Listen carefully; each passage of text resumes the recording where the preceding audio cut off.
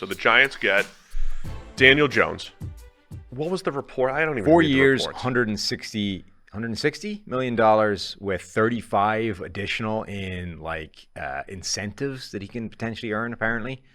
The real figures that are relevant are 2 years, $82 million over the first 2 years, which is pretty much guaranteed, I think, or fully guaranteed. And then, so to me, the franchise tag was made for a situation like Daniel Jones, where you have a guy who improved in his first year under a new offensive-minded head coach with a pretty bad supporting cast around him. And you say, all right, we think he'll be better going forward once we improve the environment and year 2, et cetera. But we don't know. And knowing is where you go when you sign a guy to 4 years, $160 million, or whatever the figures you want to throw at it are. Not knowing is when you're like, I'm going to hedge and I'm going to give him. And Daniel Jones, he could have had the non-exclusive one, because who the hell's going to give up 2 first-round picks for Daniel Jones? So they could have paid him 32, 34. What was the non-exclusive number? So they effectively, what they've done, let's boil it down, because I tweeted this yesterday, and everyone was like, well, they get the cap flexibility, dumbass. Like, yes. So what they've done is effectively buy themselves about $15 million worth of cap flexibility this year, right?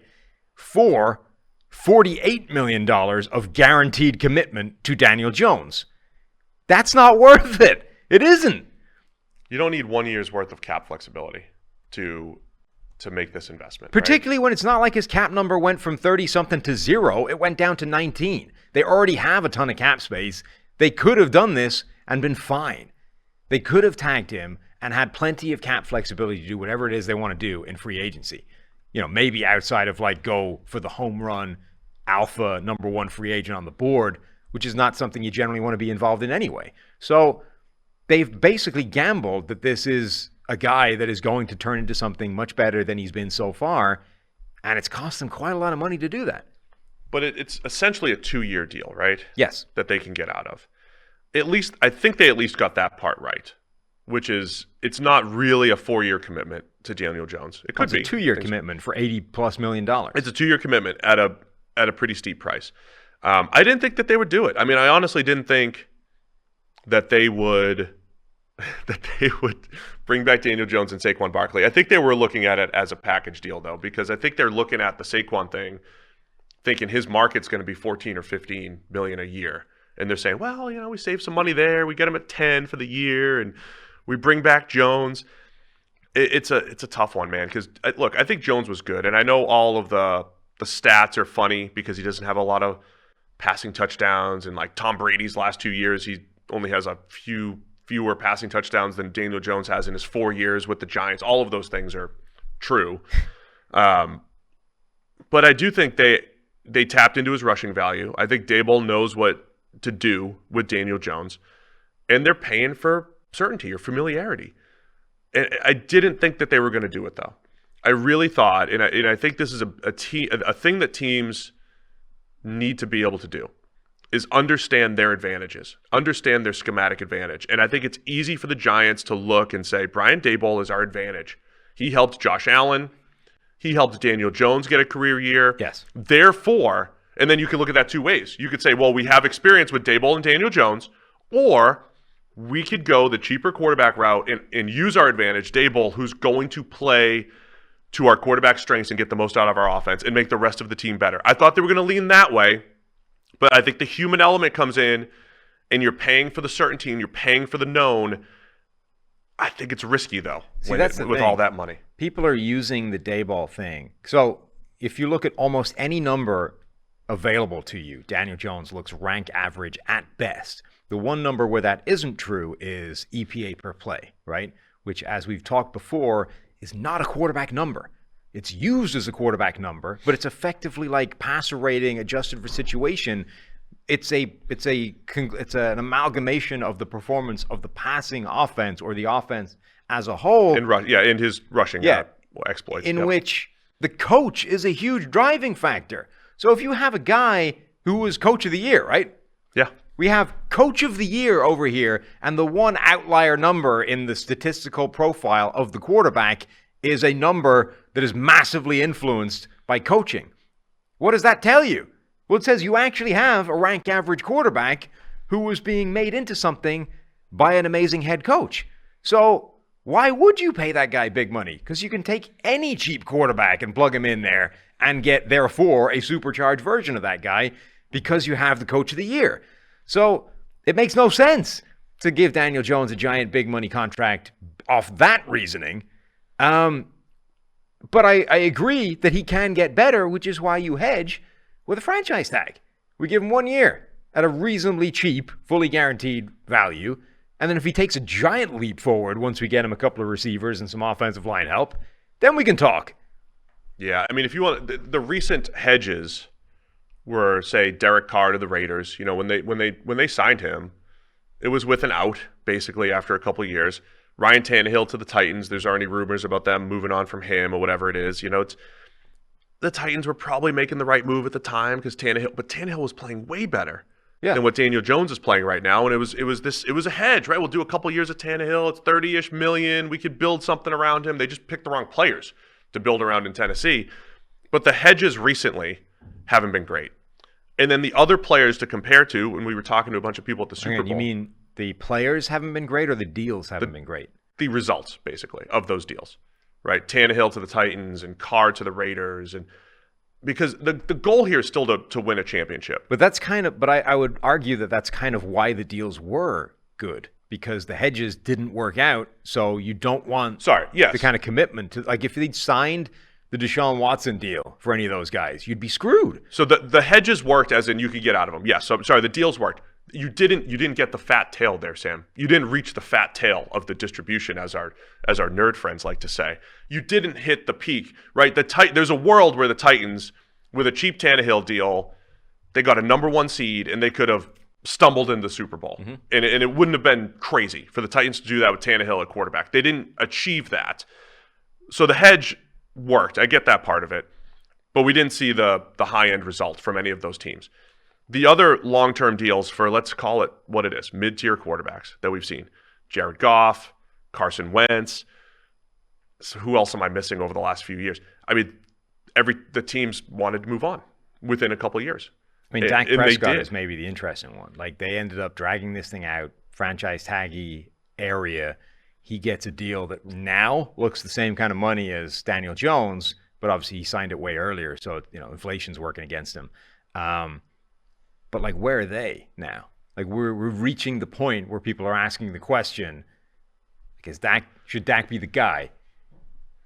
My mind is blown that they didn't. I just can't understand. It's not worth. You've paid $50 million of commitment to this guy for $15 million worth of flexibility this year, which you don't need. You already have the third most effective cap space. You need everything. Like, That's part of the problem. Sense. Here's the deal. You mentioned Dak Prescott. Jalen Hurts is going to get paid as well. Daniel Jones is the third best quarterback in the division, right? He's the third best quarterback in that division. And I think there's something to be said for the NFC teams where it feels more wide open than the AFC, where they all have the best quarterbacks. The NFC, having a Derek Carr could lead the Saints to the playoffs. Having Daniel Jones can lead the Giants to the playoffs. Again, I think what's challenging is the Giants, who were supposed to be a rebuilding team, can they honestly look at their season and say, we're a 10 or 11 win team, we want to keep it together and then add, and then we're going to be better? Or do they really look and say, look, we were actually rebuilding. It's a miracle doing what we did. It's going to be tough to replicate. We still have to treat this like a rebuild. That was the problem with them making the playoffs last year in getting smoked by the Eagles, which is exactly where they stood in the hierarchy of teams, right? They got smoked by an Eagles team.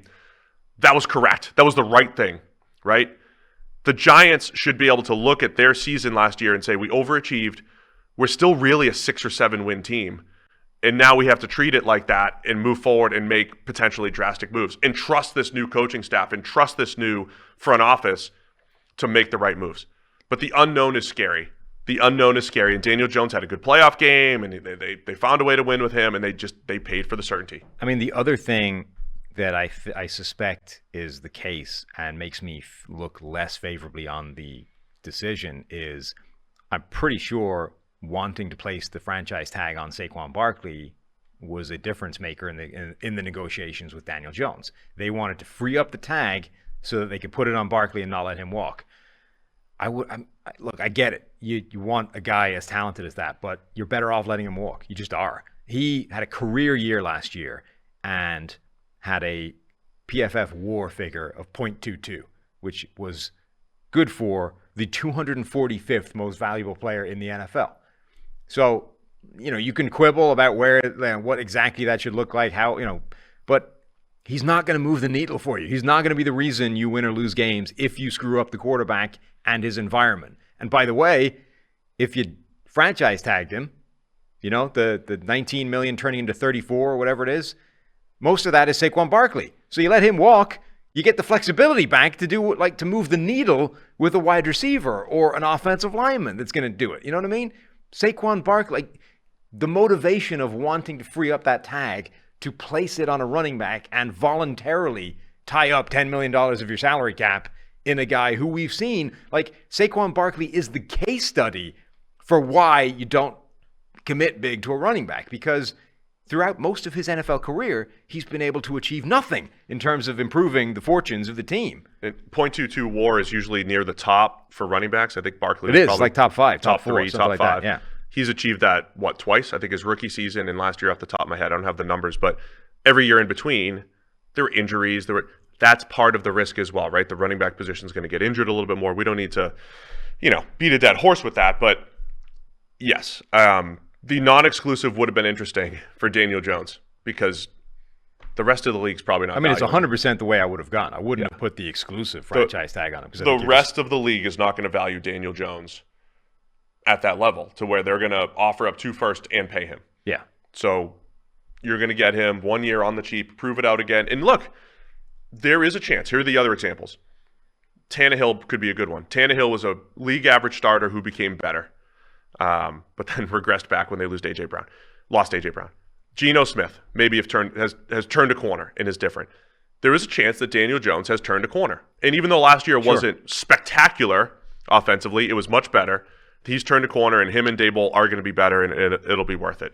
I just think you're risking being just a mediocre team. You're risking just being settled for mediocrity instead of trying to beat the Eagles and the Cowboys, who are both better than you in your own division. They have gambled that Daniel Jones can take another big step next year and become something totally different to what we've seen so far in his NFL career. And it wouldn't be the first time that a team has done that and been right, and other people have been wrong. We didn't think Josh Allen would take that leap in between years 2 and 3. He did. The Bills were right. Everyone else was wrong. They win. Right? And they end up giving him the giant contract. They're now a perennial Super Bowl contender. Maybe the Giants are right. And in a year's time, when Jones comes off a career year with better wide receivers and a better offensive line and year 2 in the Daboll system and looks phenomenal, this will then look like a steal of a contract. But they are projecting a lot to get there. That is the one other point that needs to be made. I think it's fair to say we still haven't seen Daniel Jones with a good situation, a good situation last year as far as his coaching staff. Right. But, Isaiah Hodgins, great season as a breakout wide receiver. We haven't seen him with great pass catching talent. We haven't seen him with a great offensive line or even a good offensive line from a pass protection standpoint. At the same time, the results have been mediocre. This is the part that will get cut out when the receipts are made, in a year's time, and Daniel Jones. I'm not saying that can't happen. I'm simply saying that for the $48 million of guaranteed gamble I wouldn't play that side of the odds. You know what I mean? I think there's a better chance that Daniel Jones doesn't justify $48 million of additional commitment than there is that he does. And therefore, I would play the franchise tag side of it. People are also saying, well, this, like the Dak deal, it's going to look different as more people sign. Of course, all deals do. But the people that are going to sign are Joe Burrow, Justin Herbert, yes, Jalen Hurts, guys that you're probably saying are better quarterbacks than Daniel Jones. Right. By the way, we got called out for the Dak Prescott thing a couple years ago. We said, look, we don't think he's worth $30 million. I think we miscalculated what $30 million meant at the time. Yeah. At the same time, the people who called us out, oh, you idiots, look how good Dak is. You were wrong. At the same time, we've also hit a point where people are saying, is Dak overpaid at $40 million? The number was off. Like we effectively miscalculated the rate of inflation of quarterback contracts. But our point was he's not worth the contract that he's about to sign, which is ultimately the conclusion that people are now coming to. So, you know. And ultimately, I think Dak is the cutoff. I think he's the cutoff. I still think Dallas can win. They have other issues with the cap and building around him, and they had to make the team worse last year. I think Dak might be the cutoff, though. But even Dak is the cutoff. Or the Matt Ryan deal that we used to always say is the cutoff. Matt Ryan and the Falcons weren't always a 10-win team. They fluctuated too. That's the thing. The true top five quarterbacks almost never have bad seasons. Right.